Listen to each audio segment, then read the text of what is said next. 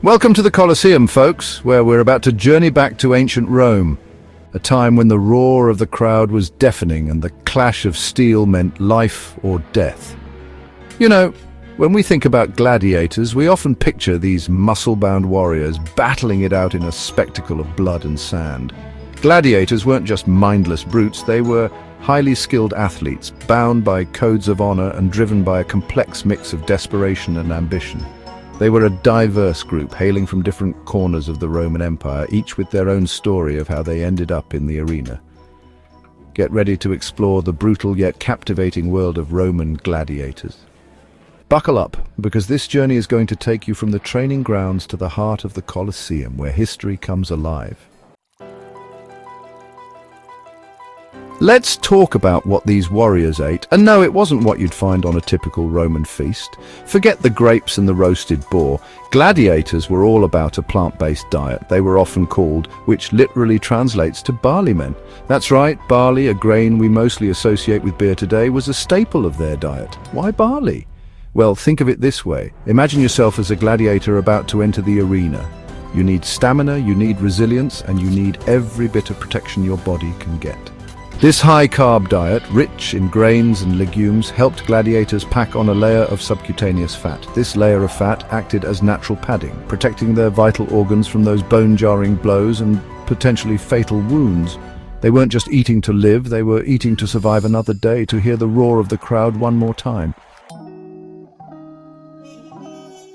Now, you might be thinking, what happened when those barley-fueled bodies were inevitably wounded in the arena? Was it just a quick death for the unlucky ones? Well, not quite. In fact, gladiators had surprisingly advanced medical care, even by today's standards. Remember, these warriors were valuable commodities. They trained for years, honing their skills, and their owners invested a lot in them. Losing a gladiator to a preventable infection was bad for business. These weren't your average Roman physicians. These were specialists, skilled in treating wounds inflicted by swords, tridents, and all sorts of nasty weapons. They used antiseptics like honey and vinegar to prevent infection. They had sophisticated techniques for setting bones and stitching wounds, and they even understood the importance of rehabilitation. This level of medical care is a testament to how much gladiators were valued in Roman society. The life of a gladiator wasn't a one-size-fits-all story. These warriors came from all walks of life, each with their own path leading them to the heart of the arena. Some were slaves, captured in battle or sold into servitude, forced into a life they didn't choose. Others were prisoners of war, granted a chance to fight for their lives instead of facing immediate execution. Some were free men, burdened by debt or seeking fame and fortune. Think about that for a second, voluntarily choosing a life where death was a constant companion. But for some, the allure of glory, the cheers of the crowd, and the chance to win their freedom was worth the risk. It's a stark reminder that the human desire for fame and glory knows no social bounds. Now let's talk about the unexpected, the sex appeal of gladiators. These warriors, these symbols of violence and brutality, were also seen as sex symbols in Roman society. Imagine that being famous for your ability to fight, for your physical prowess, for your, well, let's just say gladiators were the rock stars of their time. Their sculpted physiques, honed from years of rigorous training, made them objects of desire, particularly among Roman women. These women, bound by societal expectations, found themselves drawn to the raw masculinity and danger that gladiators embodied. And the gladiators, aware of their appeal, played the part. They knew how to work a crowd, how to ignite those primal instincts with a flex of their muscles or a smoldering glance. Gladiators were more than just fighters, they were cultural icons, captivating the hearts and minds of Roman society. The allure of gladiators wasn't confined to the blood-soaked sand of the arena. Their appeal, their exotic status extended beyond those walls and into the private lives of Roman citizens. Wealthy patrons, both men and women, sought out these warriors for their companionship.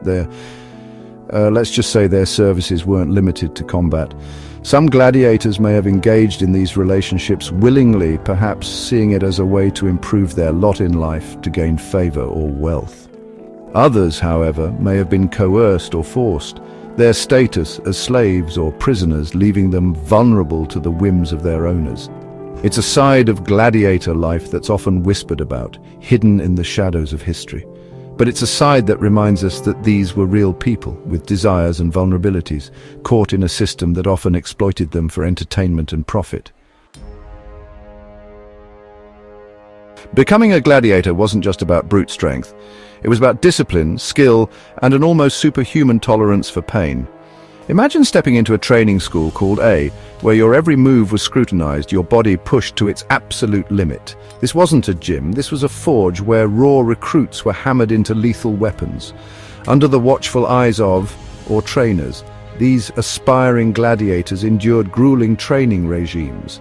They learned swordsmanship, hand-to-hand combat, and how to wield a variety of weapons, each designed to inflict maximum damage. They sparred with each other, honing their reflexes and testing their mettle against seasoned veterans. Gladiators were schooled in strategy, learning how to read their opponents, anticipate their moves, and exploit any weakness. They were taught to fight with both ferocity and finesse, to put on a show for the bloodthirsty crowd while staying alive. Now, if you thought all gladiators were the same, think again. Just like in any good sport, there were different weight classes, different fighting styles, each with their own strengths and weaknesses. The Romans, meticulous record keepers that they were, had a classification system for everything, and gladiators were no exception. You had the heavyweights, clad in heavy armor, wielding a large shield and a short sword. They were the tanks of the arena, slow but powerful, capable of withstanding a barrage of blows. Then there were the net fighters, quick and agile, darting in and out, trying to ensnare their opponents with their nets before finishing them off with a trident. And let's not forget the crowd favorites, with their small shields, curved swords, and distinctive helmets adorned with a griffin, a mythical creature that symbolized speed and ferocity.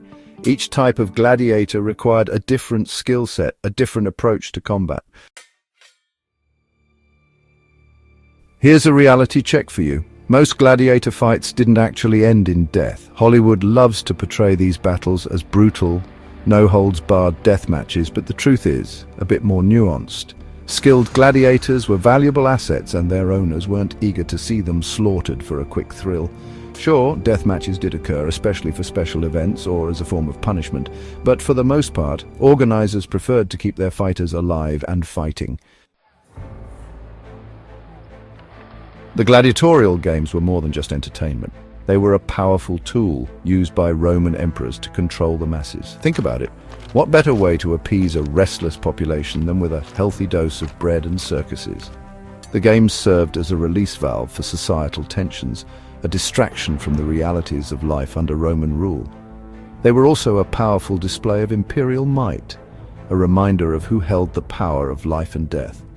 Emperors understood the importance of keeping the people happy, and what better way to do that than by staging lavish spectacles of violence and spectacle? The games were also steeped in religious significance, often dedicated to the gods, with sacrifices and rituals performed before the start of each event. The story of gladiators isn't just about blood and spectacle, it's also a story of rebellion, of the human spirit's unyielding desire for freedom. No gladiator embodies this spirit better than Spartacus.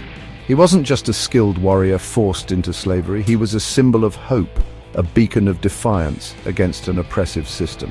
In 73 BC, Spartacus, along with a small band of fellow gladiators, dared to challenge the might of the Roman Empire. They escaped their gladiatorial school and ignited a slave revolt that would shake the very foundations of Roman society. Spartacus, through his courage and charisma, rallied thousands to his cause. His army of escaped slaves, armed with whatever they could scavenge, fought their way up the Italian peninsula, defeating Roman legion after Roman legion. Spartacus's rebellion was ultimately crushed, but his legend lived on, inspiring generations to fight for justice and equality. From the barley that fueled their bodies to the rebellions that shook the empire, the story of gladiators is more than just tales of blood and sand. They were symbols of power, of defiance, and yes, even allure. These warriors, drawn from all corners of the Roman world, lived and died under the scrutiny of the Colosseum crowd. They were more than just entertainers. They were reflections of their time, embodying both the brutality and the humanity of ancient Rome. So the next time you see an image of a gladiator, remember the story behind the armor, the story of the individual beneath the helmet.